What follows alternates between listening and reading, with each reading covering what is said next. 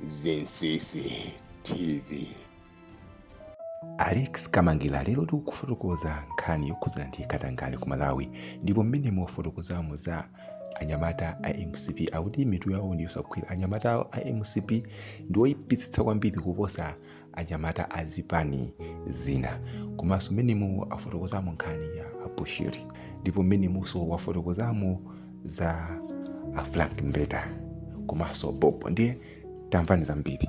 So nimafuna kugamba za Malawi Housing Corporation, Okay, Bob Chinkango, wait, and I've said this many times. Bob Chinkango is ndichimozi minimum munina osapota chipani amene amazipaka paint uje.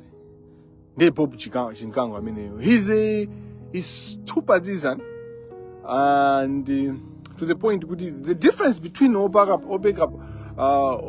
matope, osipaka paint kuchipani uja. Kaya DPP amazipaka blue, kaya MCP amazipaka red, kaya UDF amazipaka yellow. Actually chifukwa chimene achinyamata ambiri a MCP samazipakira paint wa red. Ndifa paint wa red samabeba pathupi, samaoneka bwino. Koma yellow uja amabeba, blue uja amaoneka kuti amaonekera patali. So as achinyamata ku MCP, okay, sometimes we worry much about how things look instead of the reality, because the behavior ya anyamata aku MCP is worse than osipaka paint.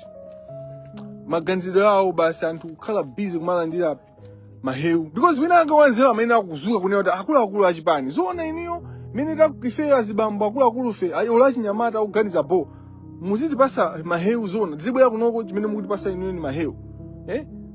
Isn't this a reflection of the poverty, njala? Anyamata aku MCP ena amene akuzuka ndithu kuyankho komano chipani imeje chimaganiza mauchisamunda amaganiza mwambuyo. But anyway, anyamata amene amazipenta ku UDF, ankazipenta amazipenta ku UDF kayo ku TBB, anthu amene ajawo the issue is the thinking yawo ndiyonena kuti amazipenta amene ujayo amene has got an impact to their skin in the long run, atha kudwala cancer imene izasokoneza moyo wawo onse. Koma chimene amazipentera ndi kuti alandira 5,000 kapena 10,000 ya tsiku limenelo. It's because of poverty and it's because of iwo bula kaje tsiku limenelo than iyo mwauze za long term. So cancer imene ingabwere ifa chozipenta penta amene sakhala safe, penta amene amazipenta anyamata ku Malawi achipanis, it's not safe. Samakhala kuti bali penta amene amapangidwa urutha uzipenta pa skin. Nyamata amene amazipenta, that's how Bob Chinkango thinks. He thinks like nyamata ozipenta paint wa kuchipani. And he has been DPP thinking like, okay, when I say, okay, it's okay to belong to DPP.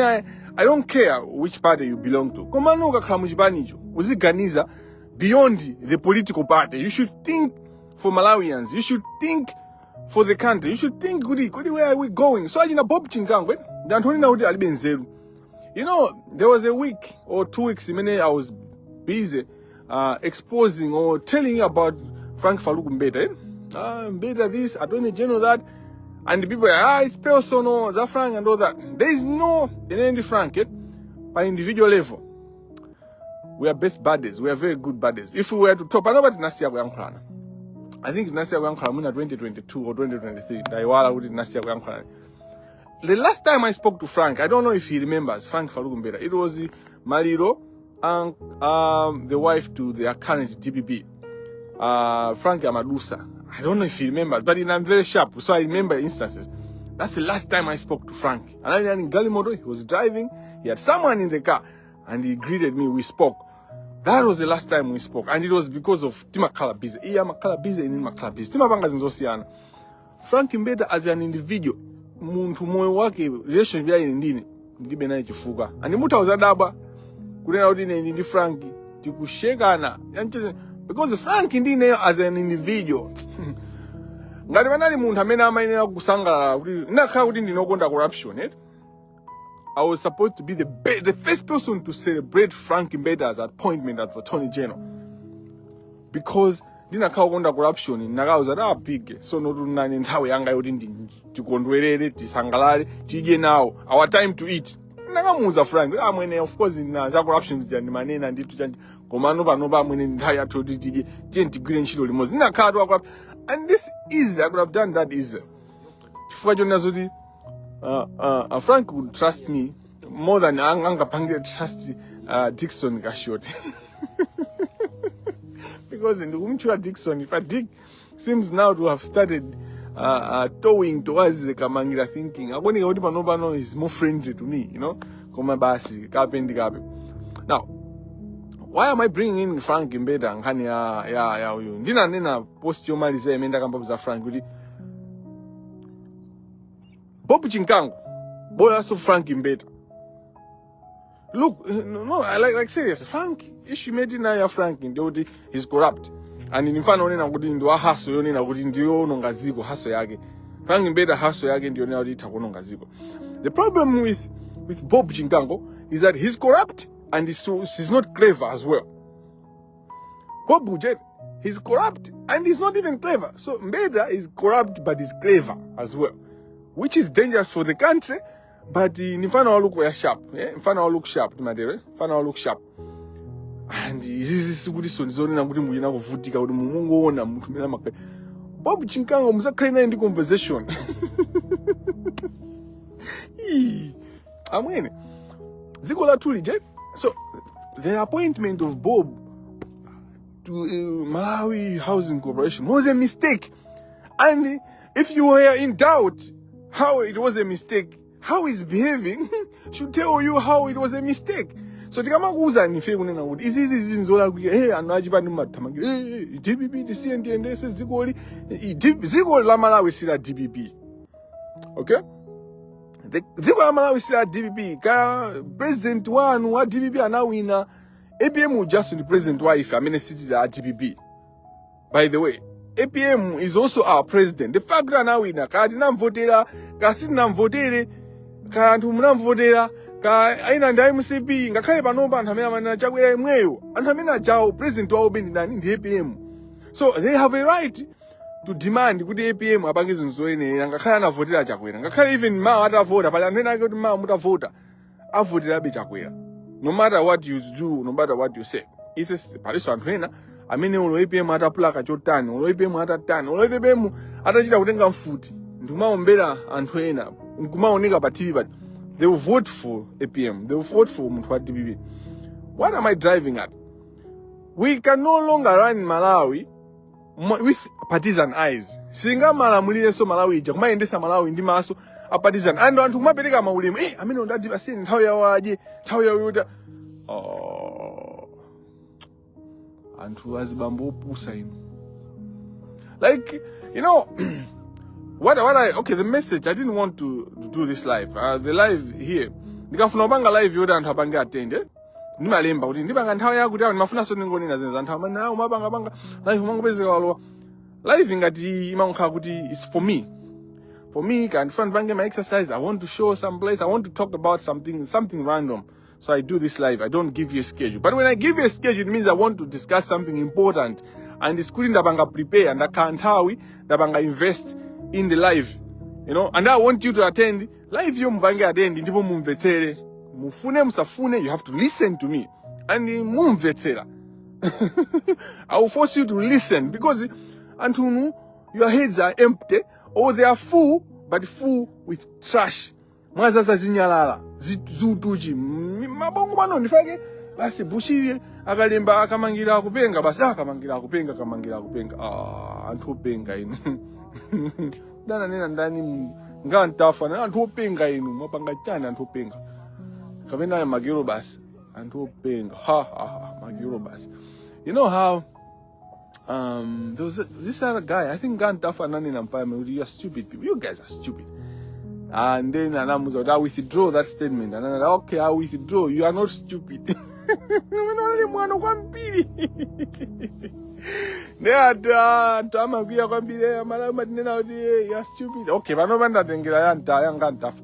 Malawians, you are not stupid. Malawians, you are not very stupid. Okay? Malawians, you are not very stupid. One investor, Malawians, you are not very stupid.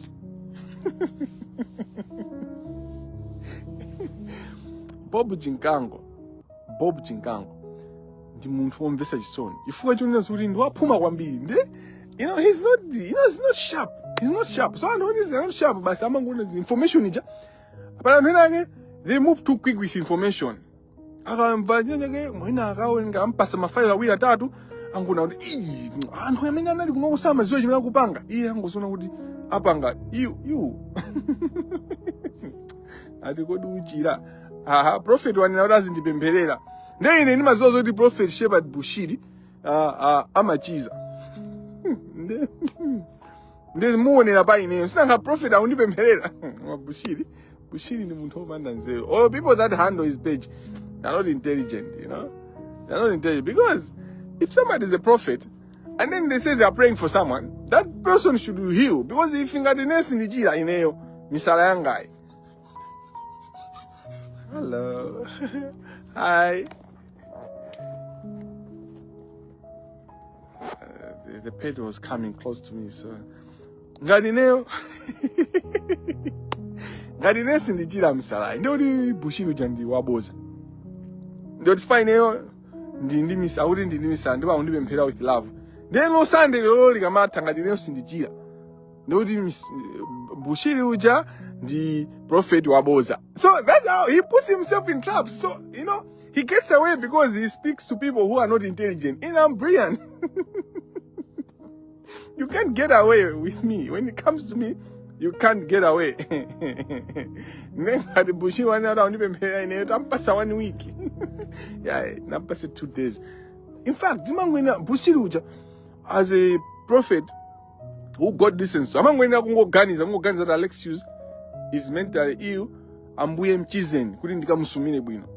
Kuti I should face him in the court of law because he has a right. Bushiri has got a right to defend his name and his character.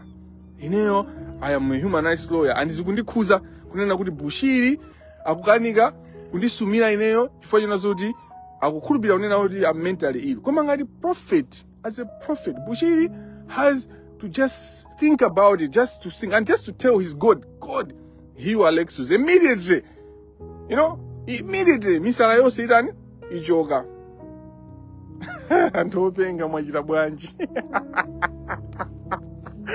Agibo batachiraini maule simupanga za bwino. Maule mupanga za chibwana. Fam bullets siti mionera kuti iziruza ku Malawi mpira wena uli wose. Fam mene kujaku kulibe team yomwe ingachinye bullets. Like tikulonena kuti tonse tabwera background paja tabwera kuti tizawine. Bullets zikwena kuluza game inali yonse. Ku Malawi kuja. Fwe kujaku kulibe team imene ingapakisane ndi bakiwe bullets. But then I know that ukambirani za mpira wa ku Malawi ndi people that are sponsoring the game. Agiba ndi kumbusa za bullets. Ndeno mtenga wa Bushiri opita kwa Bushiri ndonena kuti za Bushiri sinufuna kupanga live ndizingopanga ma post. Fans kubwera atusuli ndanena kuti ya Bushiri ndipanga ya Bushiri suli ndi iyi yangogwerapo mene ndikamba kupanda zeru kwa Bob Chinkango. Kuti abushira unena kuti ineyo mutu wanga sikugwira. Komano imeneyo ndi trouble wazika mu trouble munthu uja. Chifukwa uja ndi prophet. Ngati ali munthu wa Mulungu. The God of Bushiri should touch me and ine ndikwena kuchira. Ngati sindichira pamene poponde kuti Bushiri asiye kuzinena kuti ndi mtumiki wa Mulungu. Chifukwa Mulungu wa mtumiki Bushiri akuyenera kunena kuti kungonena kuti Kamangila kumene uliko chira muzina la Yesu ndikwena kuchira nthawi yomwe. This is a turning point for religious people. Anthu amene mmakhulupirira Mulungu kaya ku South Africa, kaya ku Malawi, kaya ku America, anywhere you are and you follow Shepherd Bushiri, this is a turning point. If Bushiri ngati ntachire ineyo ndekuti Bushiri ndi prophet olonjezedwa uja. Ndipo tikwena timsate kodi prophet olonjezedwa uja. Yeah, lezo sizimveka bwino. Ndikuti amene ndi prophet wa Mulungu. Ndi mtumiki tingona kuti ndi mtumiki. Za prophet tazisiyeno. Ndikuti ndi mtumiki wa Mulungu. Ndikuti tikwena kupitiriza kumusatira. Koma ngati ineyo ndikuti ndithaso kutuluka Katolika. Ngondichiza misala yangayi. Ndikhoza kutuluka Katolika, I'll be following the God of Shepherd Bushiri. Ndi Bushiri wazika mu trap kunena kuti akundipempherera ineyo. Wanena yekha kumpempherera Kamangila kuti achire. Ndampasa 2 days. Siku limene wanena lero ndi Sunday lero amapanga mapemphero ake kumene aliko kuti milungu take timamatidalira atipempherere kuti misala yanga ichoke. ndipo mwaonesa anthu kuti misala ija inali level yakuti Kamangila wachira. Nkhani imene tikukamba apa ni nkhani yokhuza Malawi Housing Corporation. Chifukwa chimene Kamuzu tingoti dziko la Malawi linayambisira Malawi Housing Corporation was to support people who cannot afford expensive houses. Malo nena kuti azikhala anthu amene makamaka target nali ma civil servants. Anthu amene achoka kumuzi abwera chifukwa apeza ntchito mtown. Chifukwa tikalekale ntchito za mboma sizimayendera kuti mazuwa ndani kapena kuti ndi wachipandi chanji. Ntchito za mboma zimayendera kuti undi capacity ndipo ukwanisa. And so the idea of Malawi Housing Corporation was to provide affordable houses to Malawians ochepekedwa maka awo amene amagwira ntchito mboma. Ndiye ntchito yake siya kuti mupange compete ndi market prices. Ndeno lero achina Bob and then over the years panopa Malawi Housing Corporation may now call the biggest institution in Malawi when it comes to real estate. But what happens? Andale analoya Makamuzo moyo anabaiba manyumba ambiri, anthu manyumba ja andale. Simesa kuti makamba za nthawi ya DPP kunagulisidwa nyumba. Malawi Housing Corporation ili ni malo abwino kunyamba de kuja kuyenja andale anagula. Even our president APM is implicated in buying nyumba. Inetu APM ndakhala ndikumupewa kuti ndiza APM sitifuna kamba nawo madolo.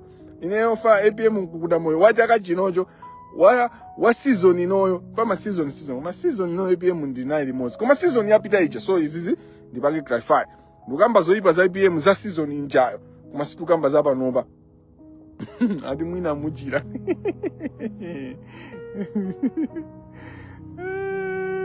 Zinthu zake. APM wanthawi ijayo amene tinamuchosa Malawi justifiably, though panachikaso za chinyengo kuti achoke bwinobwino APM jafame ujanali amuna nthawi imene even nthawi imene janali amuna ndisanena za election case imene zinaendera. If I have good information inetu ndi information inena kuti ndikamayiona ndimati anthu mmasungira information imene iyi. Why are you not empowered with the same information? Because the same information that people are giving me, it empowers me. And it gives me so much confidence. Then ndine munthu wa confidence guy. Then zimene zimazaoneka ngati kuti this guy akudwala amene akupenga kudalimba mwana. If I do and okay, sometimes when people don't understand something, they try to label it. When they don't understand something. Of course statement imene iyi anthu ena aso ayigwisa ntchito akatero so ayigwisa ntchito munthu akaonesa galimoto yake inu ngati simukumvetsa mumapanga lebo munthu akaonesa chuma chake publicly. As citizens, oh my God. Ndavala kabudula obanga, oboka. Neno, maki yanga. Oboka tumba, osati oboka bena bali tumo, oboka tumba. Ne maki yanga naika ntumba. Na iwala, de umabeze odi ndakapa miyala, right? Where I'm sitting, as you can see. Ndwa miyala. And that's water. That's of course a bit of hole, but that's okay. I didn't come here to swim. I came here to do exercises. Now,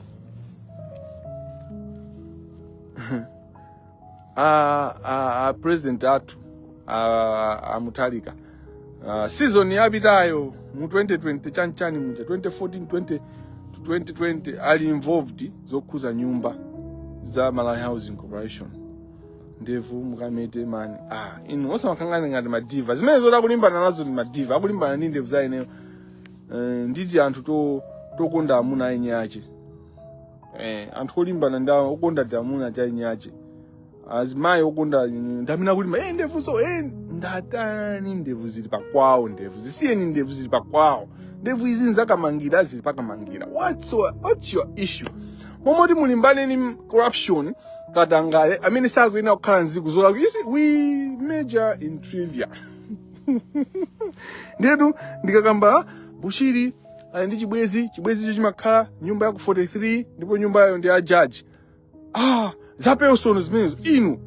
What is personal about munthu amene akuyankha milandu ndipo dziko la South Africa lifuna limutenge kuti akayankhe milandu yake yokuba ndalama yogwiririra ya assault milandu ya mbiri bribery milandu imene akuyankha ku Bushiri ku South Africa ndi imeneyo. and the judge amene ndikunena kuti ndi landlord wa Bushiri amene amasunga side chick wa Bushiri ndi judge amene nkhani ya extradition anali momo. The South African government, when it came to Malawi, they want to extradite, could have found Mutenge Bushiri Jagan came in South Africa. Judge Wina man involved in Kenyatta and Yinenda. Kuma judge yo, the tenant, the landlord. So how can a tenant be judged fairly before a landlord in a court of law? That was the issue too. Even kani nani mene kuma Malawi judge simafuna kuti mumpa masule.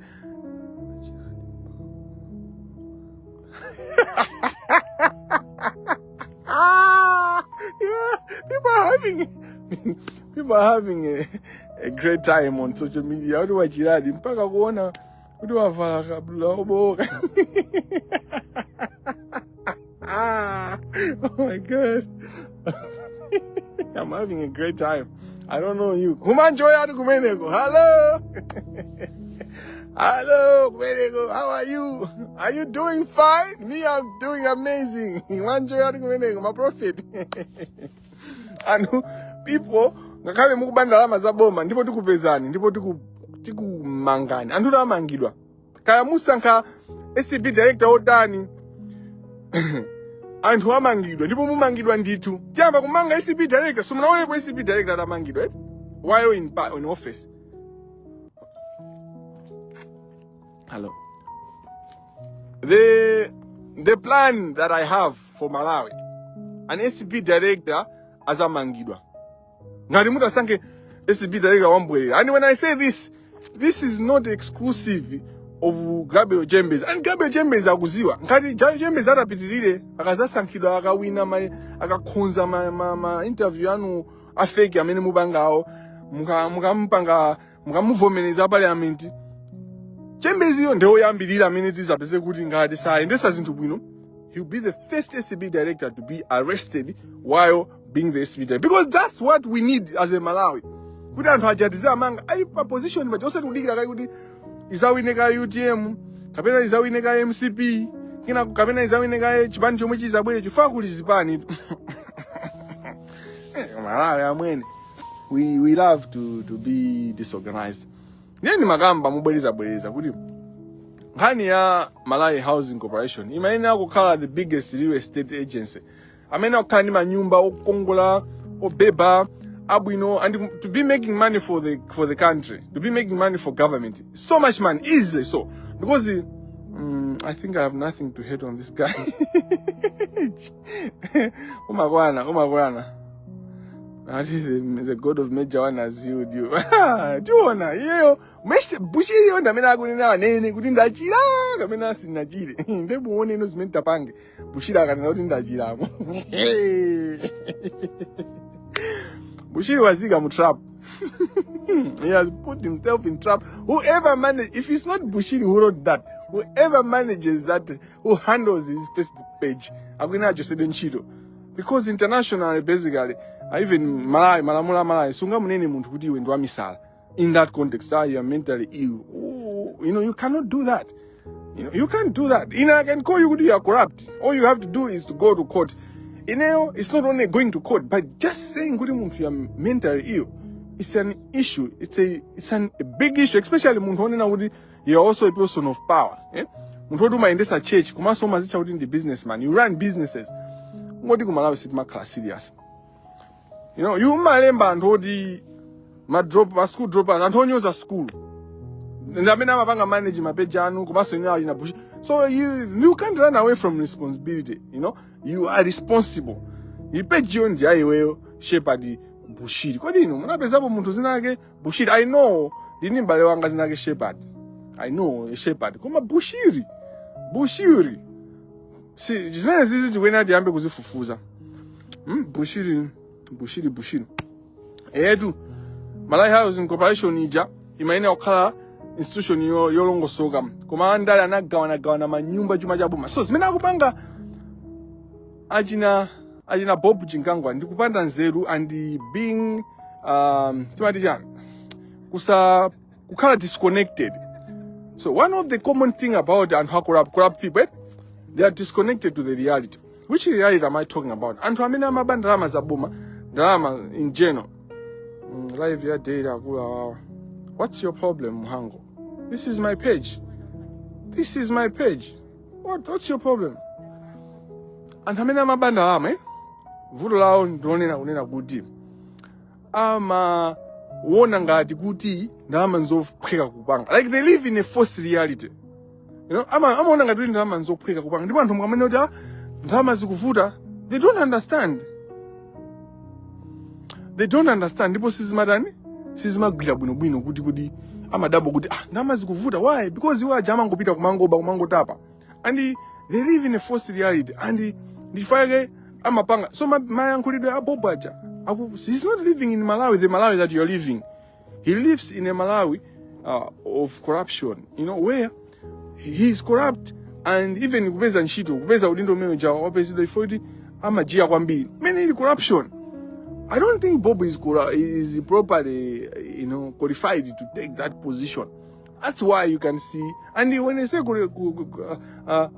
when we say qualified, we don't mean just papers. Of course, he doesn't have the right papers to be on that position. But even if he had, there's more to being qualified. You know, there's more. So muntu kuyanka milandu ku SB one, that disqualifies him. Muntu onena kunena kuti amachita kujia moonekera choncho ndi muntu onena kuti ma position ngala ma appointments amene upangidwa avoid. That's a Malawi we need. Kuti anthu amene amayankhula publicly upanga support chipani. Sakuyenera kuti asankhidwe ma position it has pleased his HE, all my positions are hotel, my executive positions. And then people think different. Actually, that's why it's city we end kaya.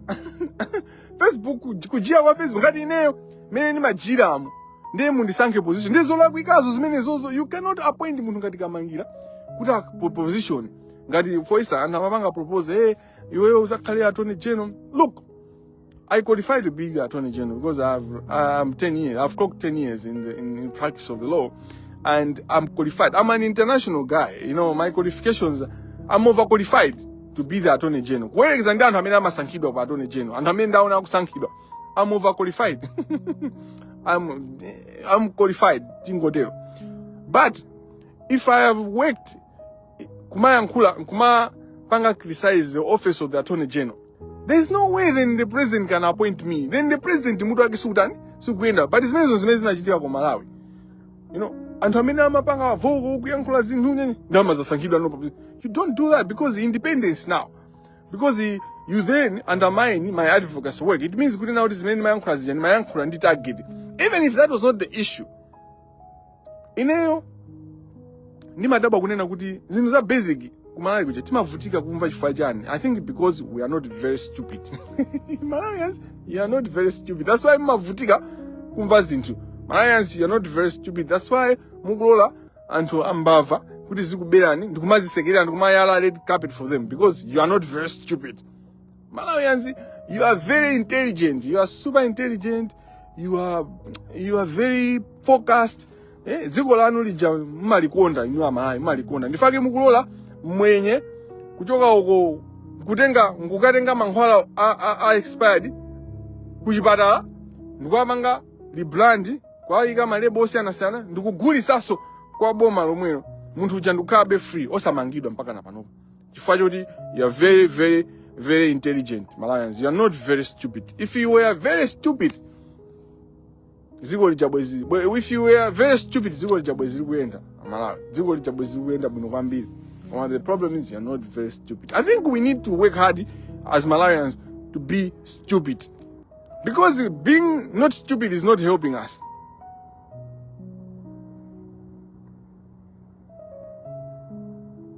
Oh, okay. That's interesting. So anango zibasa dzina lija. Oh. All right. No. Thank you very much for that. Thank you so much. Elia knows the way. Thank you. Hey, mama ina awili jonjo Elia upatize ndi knows. Beyonce knows Elia. Elia was a very beautiful woman, American actress who died mpangozi ya ndege, I think. That girl was beautiful. Koma kuzango mbakuti ajina kele aja ankapanga za chibwana, ankapanga za kusaweruzika. Adziko lapansi amwene. Anthu tisamangona. Anyway, aina bobo ajaib. Chimene ningapemphe, let me finish. I want to do exercise. You know, I have a lot of things that I want to conclude my exercise. Ndatamanga for a while. Kumano kutamanga kuja amwene umankangati kuti mfake anthu atha kunena kuti usuzi kuyenda munthu foma kangati kuthamangisa zikoli, you know. But my point is kuti anthu amene mukhala manyumba housing corporation organize each other. You can contact me. I can help you with documentation. Mubange ka demo, you know, pangani ka demo. Mupite quickly as possible because chimenya upanga ina bobaja. Afuna anthu ena muchoke manyumba muja akuchoseni aike mu anthu DPP. That's what's gonna happen. Imagine move yone anthu MCP amene munalowesedwa mwachinyengo ola amene akulandeni manyumba aja. The fact kuti anthu ena ake amaika mu alent munyumba muja ndivuto la Malawi Housing Corporation, you know, the human rights, that's my word. That's why Malawi Human Rights Commission comes quicker than Malawi Housing Corporation. See in our corporate. I know amene makama nyumba Malawi Housing and ngati zakukuzani zimene kuchitika. Organize yourselves. Tikuthandizani documentation. Tipanga inform boma. Kumaso skodi mfundo zimene mukwena kulemba zikhaja. Mukhoza kuzilemba nchichewa zimene mukuona maujina ife tizilemba mu chizungu 1 page 2 pages mfundo zomveka bwino inu mumaziwa ife timatha kulemba. Organize yourself. I think that's the message I wanted to say kunena kuti musavutike ife tilipo kupanga ndi guide tipereka notice nde malakuli konse kumene kuli manyumba Malawi Housing Corporation kuchitika demo ngati mukufuna kupanga zimene ndizovuta leadership because alesa mapanga zake makakoma ndifake neyo ndatuluka kunena kuti mukhoza mulindima. So I remember this other instance. So enough in anona litakhala kumenyera maufulu Malawi for a long time. Koma sinafunepo udindo kuti timapangira zinthu udindo. I'll give you an example. Kungumbe. Kamati ngumbe. Kopano kamapita ngati kulunzu uko kuli manyumba housing corporation. Zinapeza kuti panali injunction yomwe inapitengedwa ndi amwenye. Zopusa zimene zimachitika ku Malawi za corruption zija. Amwenye akanati malo amene Malawi Housing Corporation inamanga pa malo athu. Njenjenjenjen. Pakana anaza kunabwera anthu kuzatseka manyumba, kuzatsekera matenant. Ine ndinatumidwa ndi amaloya atagwirizana kuti amaloya angapo panali maloya angapa anapanga. I remember vividly Davis Njovu, the current president wa Malawi Lawless Society. Anandituma ine kuti Kamangila tatiye ndipangeni nali ngulumu. Ndamene napita akapanga investigate on the ground. And kunabwera police kuti achose anthu manyumba. There was chaos there. I was like, no, you cannot do that. So we are running kuti tipatitenge injunction. We were working, we drafted documentation just kuti tateze anthu amene amakhala kungumbe manyumba Malawi Housing Corporation. And in the end boma linazapanga reverse anazasina kani je nangu zizira masamba sinu zali zimachitika njani koma mafuna athamangisa anthu iniyo amene muli manyumba Malawi Housing Corporation ngati simuchenjera muthamangisidwa ambiri numutosedwamo mmene mumbazifuka zosakhala zosamveka bwinobwino. Why? Because ajina bobo they will want to bring in anthu awo DPP. They want DPP ambiri amene ali homeless in the Malawian context, in the African context, because homeless yako Malawi munthu wa zaka 25 ngati akukhala nyumba makolo ake ali pa ntchito bwinobwino ali chanjani amene ali homeless abale. But it's not a bad thing. It's not a bad thing. In fact, Anyamata, don't rush kuchoka manyumba makolo anu. Chifukwa chonena zokuti ndi umphawi mulibe kumala kuja anthu mumapeza ntchito kaya mugwira mboma kaya ku private chanjani even maloya amene panopa oyamba kumene ma junior lawyers ndalama zimene amalandira masaya amene akulandira sali wokonzeka kukakhala baokha. You know, khala ni makolo aja save some money. The reason why ana anthu amene amabandala amamboma amakhala ngati kuti akuchita bwino ndionena kuti amakhala kali ni makolo awo for a long time before they leave. Akamazochoka agula kali nyumba akakhala nyumba yawo or something, they are running out something. Tango dalita zimene mukuziona inuyo pali zambiri mbizi akupanga. You know, ana koma zimakhala chuma chake investment yake yachoka ku tax yanu ndalama zimene atibera ana to amene Malawi jama kali sorted ndochepa amene chuma chawo chimayendesedwa bwinobwino palibepo za mashortcut ambiri ni mashortcut nde ife sitigonja wina alisa amene ndi ndalama zakuba akwenera kuti asakhale pa mtendere chinjo ndeti kunena kuti ndiponso suli kukhala kusakhala pa mtendere from 2024 2026 anthu akhala osakhala pa mtendere for a long time. Now ndi nthawi ina anthu ayambe kumangidwa ndipo anthu amangidwa ndithu. Oyambirira target of course ndi Love Muchikopa. Love Muchikopa amene ujayo ine ndizakondwa atakalowa kuchani kuchichiri kucha pa azaone kuti kodi zinthu zimakhala ni pa ifame jayo ndi azaka kumene kujako azamulandira nso pano. Kodi movie imene jayo ndi Welcome to Maula ija movie imene jayo was prophetic. That movie is prophetic. Ena numango ionera chan that movie is prophetic and that's gonna happen in Malawi. Tani naonena kuti ngatata sankhe kamusankha wakateo tizamba kumanga amene ifa dziko lija. We are changing that country. Mufune musafune. And sili kusoya kuti tikhale andale kuti tisinthe dziko lathu. Ndi dziko lathu according to the constitution is the by the way anena amanama ajina pale ambiri sa achule so ni mabasa matama ndi amachua anthu opanda nzeru. Some people say kuti we are in a representative democracy, parliamentary, we are in the executive, the presidency. Malawi is under constitutional supremacy. Our order of governance is constitutional supremacy. The constitution is the supreme law of the land. Timasatira constitution. Caesar presidency powers or representative democracy. Parliament is just as many judicial as many executive. Komano chimene chimatipanga guide Malawi ndi constitution malamulo akulu adziko lathu. Achina Bobo aja asakuzolowereni. Akamukafuna kuti muvomereza kuti akuloweni nkati. Amaja akuloweni nkati ndipo alibe chisoni achina Bobo aja because they are corrupt. Corrupt people are very dangerous. They live in a false reality. They don't mafuta anu sakwaziwa ndifaka kuyankhula zopusa zija kumanena kuti nyumba imene okhala itakwezedwa 2321%. Mutu muja muli empty. Ngati muli full. Fachi mutu meje chimali nchina okhacho olemera singakhali kuti chili empty. Muli utuchi. Munazaza utuchi mene mujamu. Munangozaza zima utuchi. Zimo kwambiri.